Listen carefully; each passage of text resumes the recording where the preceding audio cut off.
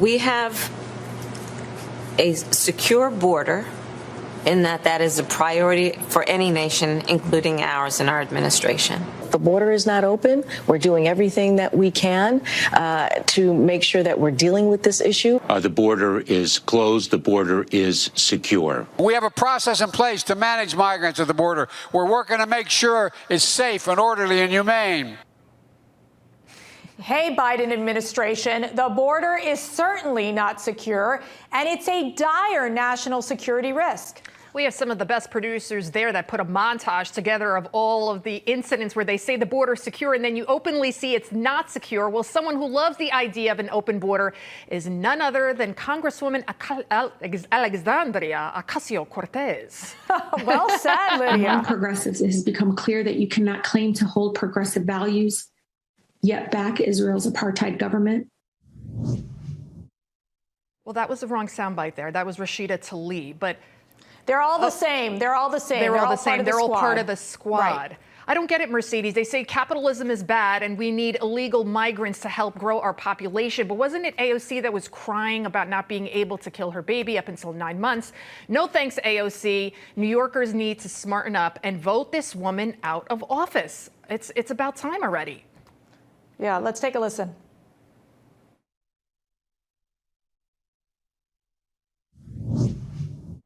Okay.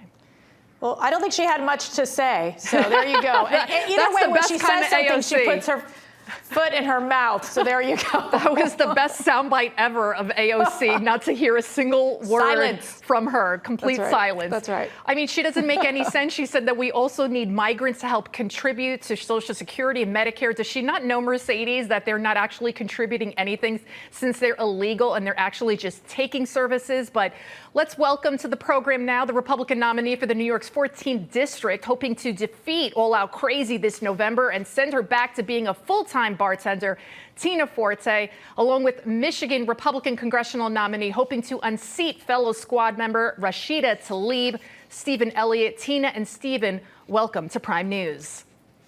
Hello, thank you for having me. Hello, Steven. Now, AOC seriously said, hey, so it's AOC, she said the quiet part out loud, but she seems to do that quite a bit. She says we need migrants to have kids while they're here because people here can't have kids due to capitalism. I don't know how she kind of put the two together. Tina, I know we talk about this. AOC, she stands for All Out Crazy as well, but are New Yorkers crazy enough to vote for her in November? What's your plan to beat her? My plan to beat her is what I've been doing, is going door to door, because Democrats have made it impossible to afford anything right now. We can't afford to have AOC's Green New Deal, so we need to vote her out. And people are tired of her. I walk the district. I knock on doors. I speak to the people. They don't want her anymore. I have her voters endorsing me. The Democrats are endorsing me. Ruben Diaz endorsed me. The Latino community. They are endorsing me over AOC because of her radical left agenda. We are the anti-squad. Right, Steven? I like that approach. Thank you for having me. Steven, let me ask you real quick. Fellow squad member Rashida Tlaib had this to say about being progressive and supporting Israel. Let's take a listen. Among progressives, it has become clear that you cannot claim to hold progressive values, yet back Israel's apartheid government. I mean, let's be real. You're not going to support Israel, which is the greatest ally to the United States. What's your reaction to this? You know, she just doesn't represent any American values. She doesn't represent, anything that Israel is a big ally of ours, and Israel is an independent state that should make its own decisions on what happens in Israel, and we should support Israel and people around the world. She brings trouble. Right. She's anti-police. She's just about violence and destruction. That's what she brings to the U.S. People. Steven, tell us about your plan. How are you going to defeat Congresswoman Tlaib come November? You know, our plan is we're on the ground. The voters don't want Rashida Tlaib representing them. She represents communism and Marxism. She doesn't believe in capitalism. A lot of the people in my district, they can't afford to eat. They can't afford to put gas in their tank. And she wants to defund the police and have more crime. So it's just really getting out there and touching base with the voters. But she doesn't have any interest in representing, and not anybody in the 12th district, congressional district, not anybody in Michigan, and not anybody in the United States. She's really just representing her own progressive, extreme values. She just wants to push those extreme values on the American people, and the American people are tired of it. We want to get back to pro-America. We want to get back to American first values. Yeah, it's so common sense. But another destructive idea that the House Judiciary Democrats are pushing, that's expanding the voluntary opportunities for translations in Elections Act. It would permit non-citizens the right to vote in federal elections. So people that shouldn't even be in this country, they would cancel out the votes of American citizens. So like Democrats like AOC, they love this idea. Tina, what are your thoughts about this? I know New York, they move forward with these sorts of actions. What are your thoughts about the House Democrats moving forward with something like this? Of course that's what they want to do, because honestly, that's the only way they're going to win.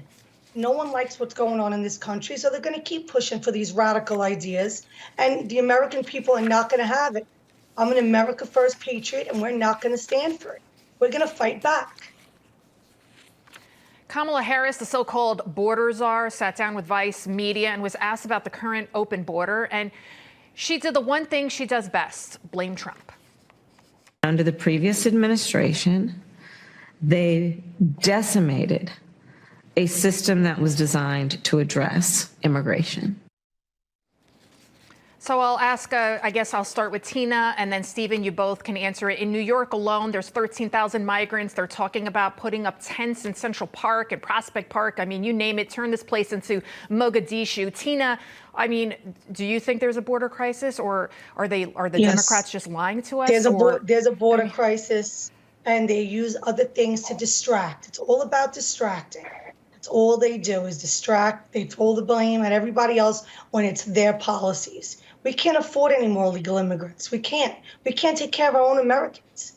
You can't keep doing this to our country. People need to come out and vote, and they need to vote for the right candidates, the ones that are going to have the America First policies and values. Steven, the last 15 seconds. We do have a border crisis. I was on the border when I was in the Marine Corps 20 years ago, tracking drug smugglers and illegal immigrants back then. We're getting over 200,000 illegals a month coming through, and we can't get baby formula on our shelves for the American mothers, but they're down there at the border. We need to secure the border. They're eating up the services. They're getting cell phones. They're getting money. Right. Well, American taxpayers are paying higher taxes for higher food and inflation. It has to stop. America first. We need to start taking care of the citizens and not taking care of the illegals that are and just cut it off. That's right. Tina Forte and Steven Elliott, good luck to you both, and thanks for being on. Thank you both very much. Good night. Well,